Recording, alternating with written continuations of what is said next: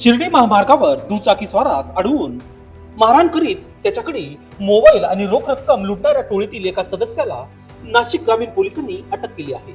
या घटनेत आरोपींनी पीडित व्यक्तीच्या जवळील 21,000 रुपयांचा मुद्देमाल, ज्यात मोबाईल आणि रोख रक्कम समाविष्ट होती, ती चोरून नेली होती। या घटनेनंतर नाशिक ग्रामीण पोलीस अधीक्षक विक्रम देशमाने, अप्पर पोलीस अधीक्षक आदित्य मिरखेलकर यांनी महामार्गावरील जबरी चोरीच्या गुन्ह्याचा तपास जलद गतीने करण्याचे आदेश दिले होते। त्यांनी स्थानिक गुन्हे शाखा तसेच वाबी पोलीस ठाण्याला या संबंधी तपासाची जबाबदारी सोपविली होती। तपास कार्यात स्थानिक गुन्हे शाखेचे वरिष्ठ पोलीस निरीक्षक राजू सुर्वे यांनी महत्त्वपूर्ण भूमिका बजावली।